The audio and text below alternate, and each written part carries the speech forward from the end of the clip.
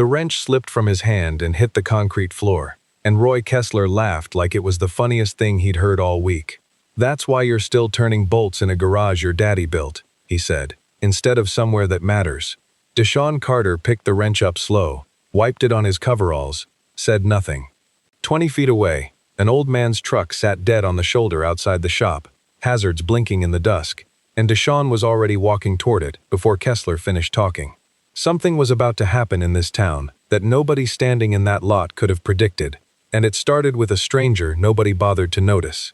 Deshaun had grown up under that same truck bay, handing his father wrenches before he could read a torque spec, and when his father's stroke put him in a wheelchair for good, Deshaun had walked away from a mechanical engineering degree from Georgia Tech and 3 job offers with 6-figure signing bonuses to keep Carter's Auto open instead.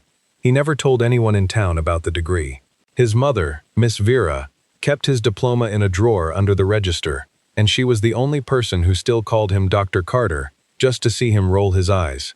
The old stranger that evening gave his name as Whitfield, nothing more, and Deshaun spent 2 hours under his hood for free, refusing every $20 bill the man tried to press into his hand. "Some things you don't charge for," Deshaun said. Miss Vera watched from the office window and didn't say a word, but she wrote the date down in the shop ledger anyway, the way she always did when something felt like it mattered.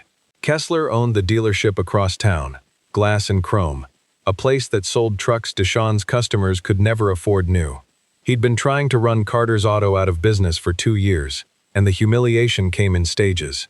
First, it was the Chamber of Commerce mixer, where Kessler stood up during open remarks and told the room, laughing, that real mechanics have real training, not garage folklore passed down from daddy, while Deshaun stood near the back in his one-collared shirt and let it land without flinching.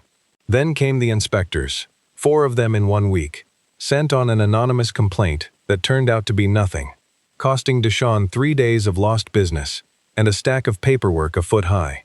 Then, at the town's spring car show, Kessler walked past Deshaun's booth in front of 200 people and knocked a wrench off his display table, calling it duct tape engineering, loud enough for the whole tent to hear. A few people snickered. Miss Vera, sitting in a folding chair nearby, gripped her purse strap so hard her knuckles went white. But she didn't say anything, because Deshaun had asked her, quietly, "Please don't." The 4th blow landed hardest. Kessler bought the building out from under him, closing on the lease behind his back through a shell company, and mailed Deshaun a 30-day eviction notice with a smiling headshot stapled to the cover letter like a business card. Deshaun read that notice standing in the same bay where his father used to work, and he didn't cry, and he didn't yell.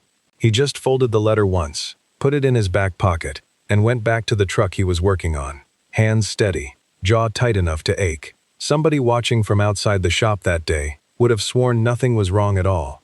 That was the whole problem. Nobody was watching, except one person was. Somewhere in this town, real quick y'all, you ever notice how the quiet ones absorb the most and still show up the next morning? I need you to remember that feeling, because it matters in about 2 minutes. The old man came back on a Tuesday, driving the same truck, running smooth as the day Deshaun fixed it. He wasn't alone this time. He had a driver, and a folder, and a name that meant something Deshaun hadn't caught the first time around. Harlan Whitfield, founder and chairman of Whitfield Automotive Group, the parent company that, as it happened, held Kessler's dealership franchise on a contract renewable every 3 years, at the chairman's sole discretion. Whitfield had spent that first free repair asking Deshaun quiet, pointed questions about torque tolerances and failure analysis that no untrained hand could have answered the way Deshaun had, and he'd gone home afterward and made 2 phone calls to confirm what his gut already told him.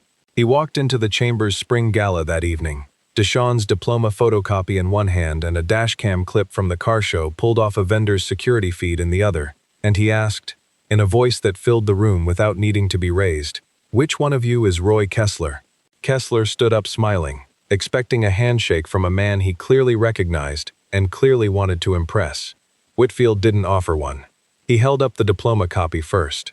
Dr. Deshaun Carter, Georgia Tech, mechanical engineering, top of his class, turned down 3 job offers to keep his father's shop running. Then he held up his phone, playing the dashcam clip of Kessler knocking the wrench off the table, Kessler's own laughter audible in the recording. "And this is the man you've spent 2 years calling untrained. right before you stole his lease out from under him.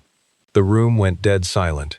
The kind of silent where you could hear ice shifting in somebody's drink glass 3 tables over. Kessler's face went through 3 colors before he managed a word. "I want an apology," Whitfield said. "And I want it right now, out loud, in front of everyone who watched you humiliate this man in public." Kessler's voice came out smaller than anyone in that room had ever heard it. "I'm sorry," he said, not looking at Deshawn, looking at the floor instead. "I was wrong about your training. I was wrong about the shop." Deshawn stood there, coveralls traded for the same collared shirt from the chamber mixer, and said only one thing back, calm as a torque wrench clicking into place. "You were wrong about a lot more than that." "Oh, that line. Write that one down. That's the whole video right there." Whitfield terminated Kessler's franchise agreement within the month, citing conduct unbecoming a dealership partner, and the corporate board didn't fight it once the dashcam clip made its way into the local paper. He bought the building Kessler had seized and handed the deed straight to Deshawn, debt-free, on one condition, that the shop keep its name exactly as it was. He redirected what would have been Kessler's franchise renewal fee, 6 figures, into a scholarship at the local trade school named for Deshawn's father, the first class of which graduated 18 months later, with Deshawn himself teaching 2 nights a week. Miss Vera still keeps that diploma in the same drawer under the register, though these days she doesn't have to hide it. There's a framed copy on the wall now, right next to a photograph of Harlan Whitfield's truck, the one that started it all. Now look, I gotta be honest with you, this story's fiction. Didn't happen exactly like this to one real mechanic in one real town. But that feeling, the one where somebody quiet gets overlooked until the truth just can't be ignored anymore, that part is real, every single day, somewhere near you. So let me ask you straight. Who in your life have you underestimated because they never bothered to prove you wrong? Sit with that. And if this one hit you, smash that like button, drop a comment, and tell me who came to mind. Share it with somebody who needs to hear it. And subscribe, because we've got a whole lot more stories like this one on the way.